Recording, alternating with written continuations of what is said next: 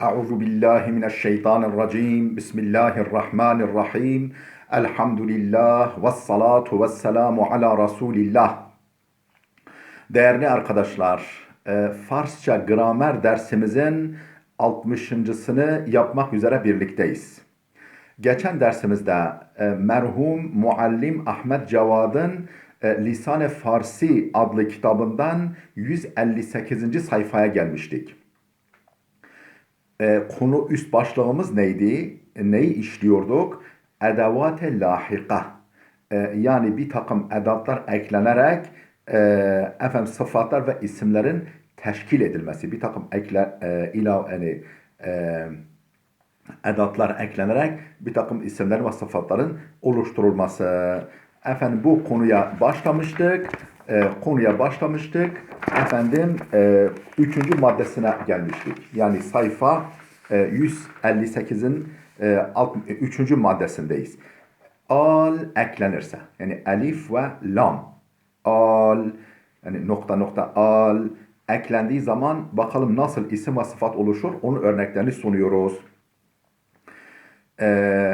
Mesela çenkten çengal, çenk kelimesinden al eklendiği zaman oluyor çengal, çengel yani. Dum kuyruk demek. Dum kelimesinden dumbal, o da kuyruk. Fazla bir be gelmiştir. Dumbal. Yani dumal değil de dumbal. Orada bir be, araya bir be eklenmiş. Dumal olmamış, dumbal olmuş.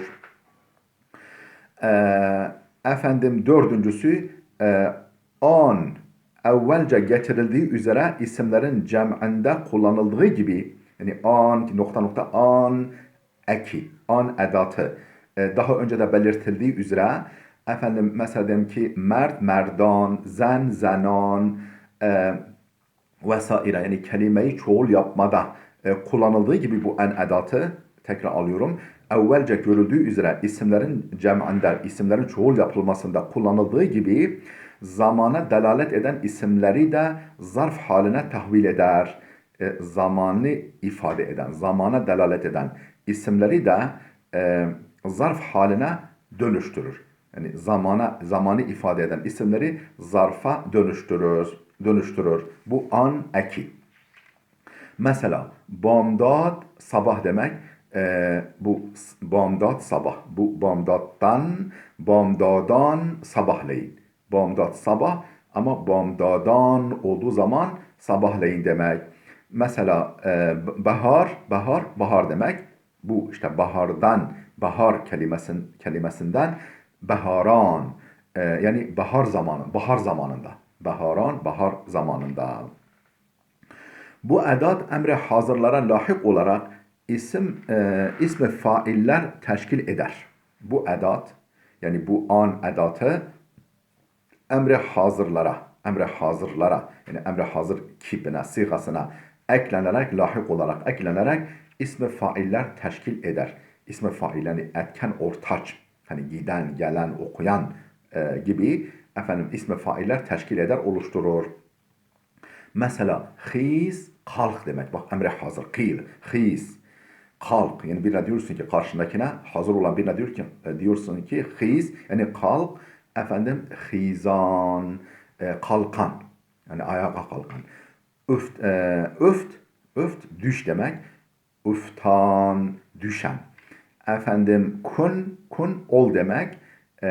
Yani daha doğrusu yap demek. Kun yap demek. Yani eyle yap. Kunan eyleyen, yapan. Mesela hend gül demek. Hendan gülen. Bu isimlerden de sıfatlar veya zikr veya diğer isimler vücuda getirir. İsimlerden de bu, yani an eki, isimlerden de sıfatlar veya diğer isimler vücuda getirir. İsimlerden sıfatlar veya isimlerden başka isimler vücuda getirir. Bu an eki. Kelimenin sonuna eklenen an nokta nokta an eki. Mesela can kelimesinden, candan canan. Canan, bakınız Yani candan sevilen. Bak isimden sıfat yaptı. Candan sevilen kişi, canan. Efendim, cavid, cavidan, yani ebedi demek. Niyazan, muhtaç demek. Niyazan, muhtaç demek. Pişan, efendim, e, pişan olan, en ileride olan mahal, medhal.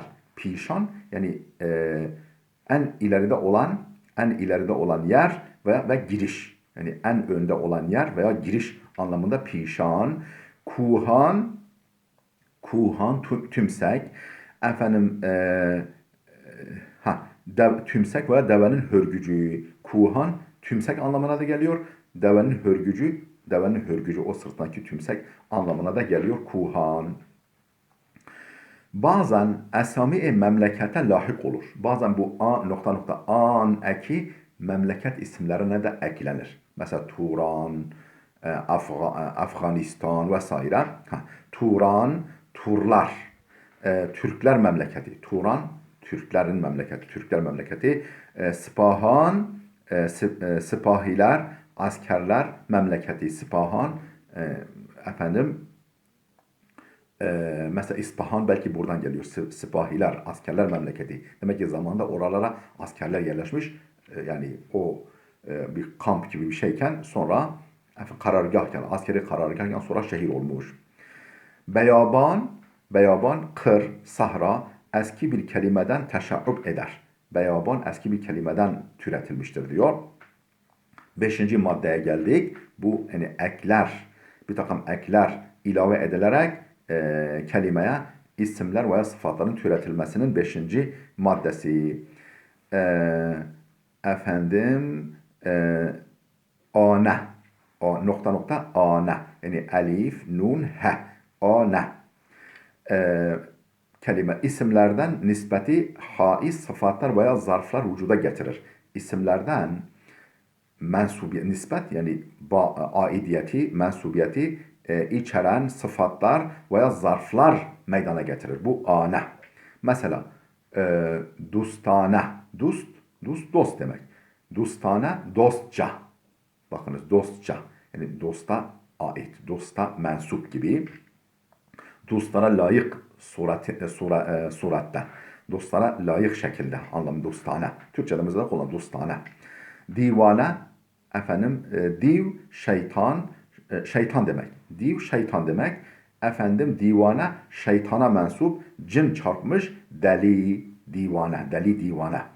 Div cin demek, şeytan demek. Divane yani cinle ilişkisi olan, yani cinlerin iliştiği kimse. Deli. Efendim şah, padişah demek. Mesela şahane, şahlara layık, şahlara mensup, şahlara ait, onlara layık anlamına geliyor. Yani ana kelimesi efendim isimlerden nispeti haiz.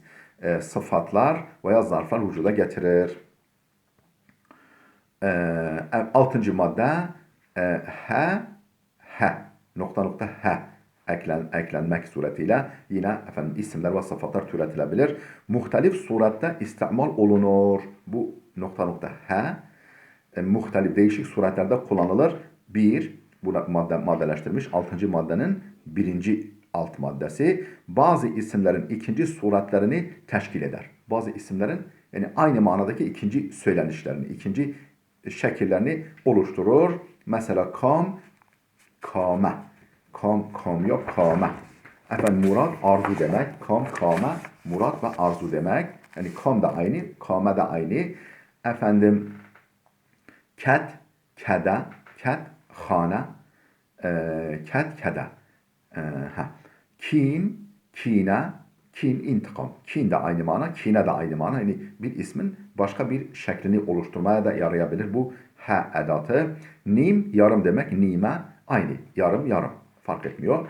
İkinci örnek. Bazı isim veya sıfat, daha doğrusu he'nin eklenerek isim ve sıfat oluşturulmasının başka bir örneği. Bazı isim veya sıfatlardan diğer isimler teşkil eder. Bazı isim ve sıfatlardan neyi oluşturur? Başka isimler teşkil eder. Mesela çeşm, göz demek. Efendim bu çeşmden çeşme. Peykar, çeşme. Bizim bildiğimiz çeşme. Çeşme göz demek. Hani göze diyoruz ya, çeşme, göze. Türkçemizde kullanılan göze, gözenek, göze. Çeşme, peykar, çeşme, dest, deste. Mesela dest, yani el anlamına destten, deste, demet, tutam anlamına geliyor. Ruz, gün demek, günden, ruza, gündelik yani oruç. Gündelik yani gündelik yapılan iş. Oruç. Ruzeden geliyor. Gündelik. Çep, sol demek. Çep kelimesinden, çepten, çepe, solak. Bakın çep, sol, çepe, solak demek. Yani bir isimle başka bir isim oluşturuyor. Penç, daha doğrusu isim veya sıfatlardan diğer isimler teşkil ediliyor. Efendim, penç, penç 5 demek. 5 bundan pençe. Bak penç 5. Pençe yani pençe bizim bildiğimiz pençe. 5 parmağıyla beraber el ve pençe. 5 parmağıyla beraber el ve pençe anlamına geliyor.